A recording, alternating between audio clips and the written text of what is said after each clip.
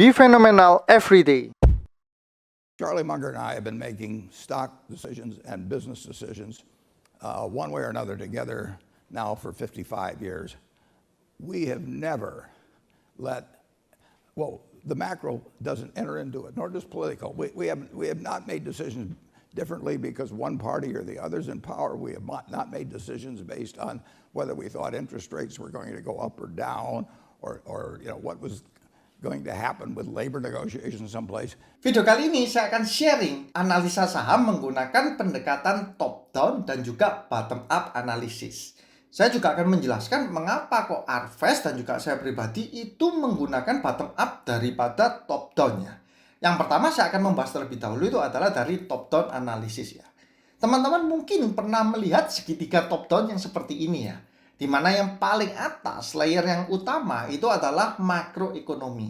Nah, di dalam analisa top down ini, biasanya mereka akan menggunakan analisa dengan berbasis data-data atau perkembangan makroekonomi yang ada. Makroekonomi itu apa saja sih?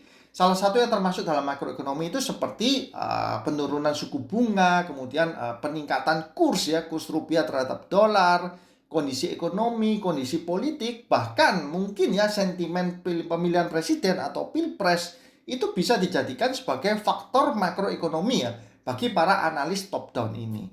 Nah, sesudah mereka menganalisa dari makroekonominya, mereka akan melihat industri atau sektor mana yang terkena dampak atau imbas positif dari kondisi makroekonominya. Sesudah tahu industri atau sektornya, barulah mereka akan memilih sahamnya. Nah, contoh dari analisa top down ini, kalau akhir-akhir ini teman-teman pasti tahu bahwa ada berita-berita akan terjadi penurunan suku bunga ya.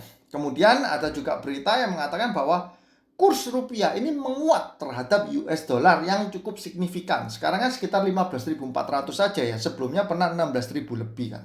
Para analis ini biasanya akan memberikan rekomendasi. Sektor apa sih yang terkena dampak positif akibat penurunan suku bunga? Nah, memang kita tahu bahwa ketika suku bunga turun, itu biasanya ada dua sektor yang diuntungkan. Yang pertama adalah perbankan dan yang kedua adalah properti. Loh, kok bisa? Ya, karena di dalam industri perbankan sendiri, faktor suku bunga ini kan sangat berpengaruh dalam pemberian kredit. Ketika suku bunganya tinggi, orang-orang ini akan cenderung sangat enggan ya untuk meminjam atau untuk melakukan kredit terhadap bank karena bunganya tinggi, cicilannya juga akan tinggi. Tapi ketika suku bunganya rendah, ini menjadi rangsangan bagi para pelaku bisnis untuk melakukan peminjaman modal. Sehingga penjualan atau omset dari bank ini diharapkan juga akan naik. Begitu pula dengan sektor properti, karena di Indonesia penjualan properti itu banyak didominasi dengan melakukan kredit, bukan pembelian secara tunai atau cash ya. Makanya ketika suku bunga turun, ini juga bisa menjadi rangsangan untuk investor-investor properti membeli properti dengan cara kredit ya. Hal inilah yang dilihat oleh para analis top down, kemudian baru mereka mengerucut ke emiten apa saja sih. Apalagi seperti contohnya properti ini ya. Properti ini selain kena efek suku bunga turun, juga terkena efek kuatnya kurs rupiah terhadap dolar.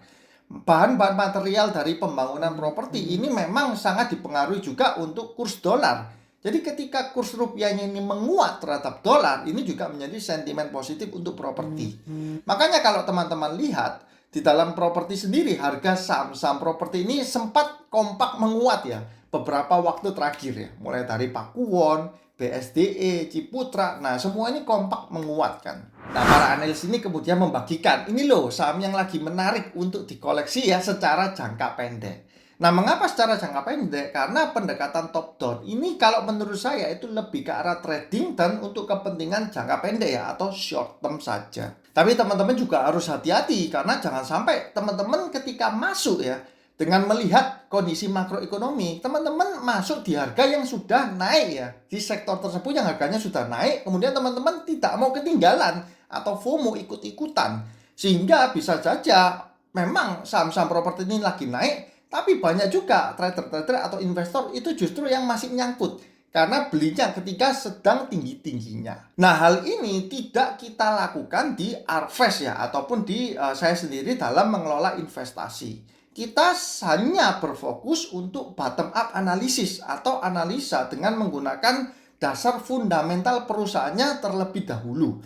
Ini segitiganya untuk bottom up ya. Kebalikannya dari top down, kalau top down itu melihat makroekonominya. Kalau bottom up itu tidak melihat dari makroekonominya, tetapi melihat dari fundamental perusahaannya terlebih dahulu ya. Saya ambil contoh kasus yang sama ya untuk sektor properti. Nah, kalau seorang analis top down itu memutuskan untuk membeli properti ketika suku bunganya sedang turun ya kan, sehingga industrinya terkena dampak positif. Bagi seorang value investor dengan bottom up approach ya, mereka akan melihat model bisnisnya terlebih dahulu ya di properti. Nah, pada umumnya sektor properti ini bermain dengan land bank ya. Semakin besar land bank itu semakin bagus karena dia ini kan berjualan lahan. Cuman kita sebagai value investor pun terkadang melihat ya, wah kalau dia model bisnisnya ini hanya mengandalkan berjualan untuk propertinya, berarti penjualannya bisa saja tidak stabil. Artinya apa? Ketika market properti sedang lesu, penjualannya juga akan mengalami penurunan kan. Nah, kita bisa cek ya, ada saham-saham properti yang penjualannya itu tidak bergantung dari penjualan properti. Ya, kalau kita lihat di laporan keuangan, seperti contohnya BSDE, itu 87% penjualannya bergantung dari penjualan properti. Kemudian seperti Ciputra, 78% juga bergantung dari penjualan properti. Tapi khusus untuk saham Pakuwon atau Pewon, penjualan propertinya itu hanya 30% ya. Sedangkan 70% sisanya itu penjualan dari recurring income atau penjualan yang terus berulang. Seperti sewa di mall, kemudian sewa hotel, kemudian kantor, kemudian bahkan lahan parkir ya. Lahan parkirnya Pakuwon dalam 1 tahun itu bisa memberikan profit kepada perusahaan itu sekitar 100 miliar per tahun. Nah, dengan melihat model bisnis seperti ini, kita jadi tahu bahwa, Pakuwon, walaupun sama-sama di sektor properti, tapi dia memiliki model bisnis yang agak berbeda, agak unik. Karena revenue-nya ternyata didominasi dari recurring income dibandingkan perusahaan-perusahaan properti yang lain yang revenue-nya harus berjualan properti tiap tahun. Jadi reset ke nol terus setiap tahunnya. Nah, pendekatan bottom up seperti ini yang dilakukan kemudian akan masuk ke arah lebih detail lagi. Kok bisa Pakuwon ini mempunyai recurring income yang begitu kuat? Nah, saya sendiri pun itu ada di Surabaya. Dan di Surabaya ini kan ada 4 pusat titik ya, 4 pusat titik kota yang ada di Surabaya. Itu Surabaya Timur, Surabaya Pusat, Surabaya Barat, dan Surabaya Selatan. Dan di 4 titik pusat Surabaya ini, semuanya mall-nya itu dikuasai oleh Pakuwon Group. Di Surabaya Pusat, Pakuwon ini mempunyai Tunjungan Plaza. Itu adalah mall yang paling ramai di Surabaya Pusat. Surabaya Timur, Pakuwon juga memiliki Pakuwon City Mall. Ini mall yang sekarang juga sudah ramai ya. Sedangkan di Surabaya Barat, Pakuwon mempunyai Pakuwon Mall. Ini mall yang sangat amat ramai. Bahkan kalau hari Minggu cari parkirnya itu juga sangat susah ya. Dan di Surabaya Selatan, Pakuwon juga memiliki Royal Plaza yang merupakan mall paling ramai juga di Surabaya Selatan. Kemudian kita pun juga harus mencari tahu ekspannya bagaimana. Kita lihat bahwa sekarang Pakuwon Mall ini mulai ekspansi ke Jawa Tengah, terutama di Solo dan Yogyakarta. Nah, pendekatan bottom up ini lebih ke arah sana dan akan lebih mendetail lagi. Kita akan mencari tahu mengapa mall-nya ini bisa ramai ya. Apa sih yang dilakukan oleh manajemennya kok bisa membuat mall-nya ini ramai, sedangkan mall-mall yang lain itu banyak sekali yang sepi kan di Surabaya ini. Nah, ternyata kita bisa tahu dari sana bahwa manajemen dari Pakuwon ini tergolong sangat lihai ya. Dimana salah satu contohnya, pertama, di Pakuwon Mall mereka bekerja sama dengan beberapa gereja yang jemaatnya itu ribuan ya. Sudah jemaatnya ribuan, satu hari itu bisa ibadah 5 kali kan. Nah, teman-teman bisa membayangkan mengapa kok setiap hari Minggu Pakuwon itu selalu penuh ya. Cari parkirnya susah. Selain itu, kalau kita lihat juga ada program-program dari Pakuwon yang menarik ya, seperti PG Card ya, atau untuk member dari Pakuwon, dimana kalau kita belanja kita bisa dapat poin, dan poinnya ini nanti bisa untuk undian. Itu juga sangat ramai yang ikut di dalamnya. Selain itu, kita juga bisa mengikuti bahwa manajemen Pakuwon ini sering sekali mengadakan event ya. Entah itu mau Idul Fitri, entah itu mau Natal, entah itu mau Imlek, Tahun Baru, itu sering sekali mengadakan event dan juga festival. Hal-hal ini yang membuat pengunjung ini ramai masuk ke mall-mall Pakuwon. Kalau mallnya itu ramai, otomatis tenan yang ada di sana itu juga happy kan. Kalau tenannya happy, tentu mereka akan dengan senang hati memperpanjang kontrak yang ada di Pakuwon. Kalau kontraknya diperpanjang terus, otomatis recurring income-nya akan kembali ke Pakuwon itu sendiri. Manajemen dari Pakuwon sendiri itu juga ahli ya dalam manuver keuangannya. Contohnya, tahun 2021, Pakuwon itu menerbitkan obligasi sebesar 400 jutaan dolar ya. Dengan bunga atau kupon itu 4,8% ya. Karena Pakuwon sudah mempunyai brand yang besar, makanya kupon obligasinya itu bisa tidak tinggi, tapi terserap penuh ya. Dan hasil dari obligasinya ini dibelikan obligasi lain yang memberikan kupon itu sekitar 7% ya.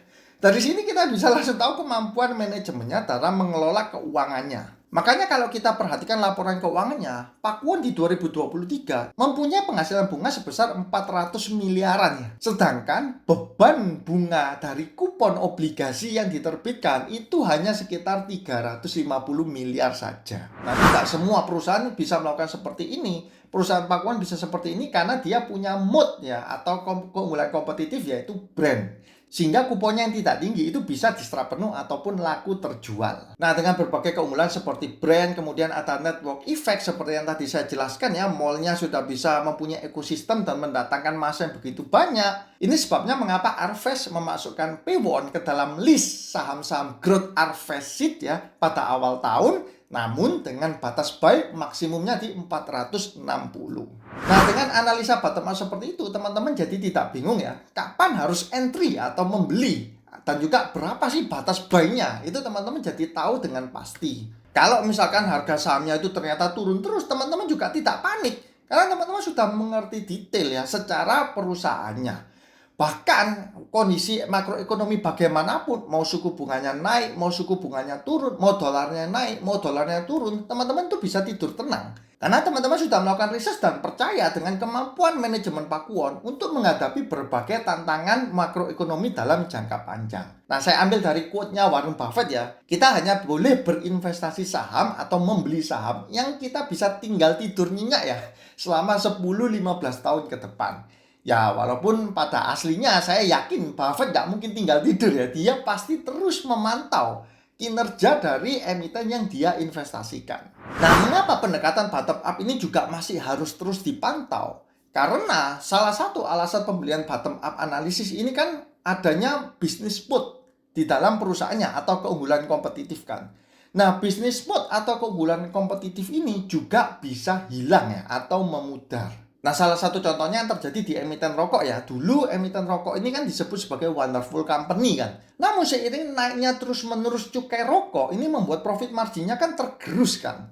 Nah, profit marginnya tergerus, ini kita bisa lihat bahwa oh ternyata konsumer dari rokok ini itu tidak seloyal dahulu. Artinya ketika harga rokoknya dinaikkan, mereka ini bisa beralih ke rokok yang lebih murah. Bahkan harga rokoknya itu tidak dinaikkan pun, mereka ternyata juga bisa mencari produk substitusi yang lebih murah. Nah, sedangkan ciri-ciri mood dari brand ini sendiri adalah konsumen akan tetap loyal walaupun harga produknya itu dinaikkan. Kalau konsumennya sudah tidak loyal, berarti mood dari brandnya ini memudar atau bahkan bisa dibilang hilang. Sama seperti contohnya Pakuwon. Kalau misalkan nih kita nanti beberapa tahun kemudian, 5, 10, 15 tahun kemudian kita lihat, loh, mallnya Pakuwon ini kok sudah mulai sepi ya, sudah nggak seramai dulu. Kemudian tenan-tenannya ini kok mulai banyak yang tutup. Nah, itu sudah menjadi sign ya, atau ciri di mana wah kita harus hati-hati. Jangan-jangan moodnya Pakuwon di brand ini itu sudah mulai memudar atau bahkan hilang. Ini yang harus terus-menerus dimonitor oleh seorang value investor ya. Setiap investor mempunyai metode masing-masing. Namun untuk Arvest sendiri kita lebih nyaman menggunakan pendekatan bottom up karena kita bisa mengetahui dengan pasti kondisi perusahaan yang kita beli, berapa harga maksimum yang kita anggap aman untuk membeli sahamnya, dan yang terakhir adalah tanda-tanda apa yang harus diperhatikan sebelum kita memutuskan untuk menjual saham yang sudah kita beli ya. Oke, cukup sekian untuk video kali ini. Semoga bermanfaat. Saya doakan semoga teman-teman sehat selalu, semakin sukses dan cuan selalu. See you guys.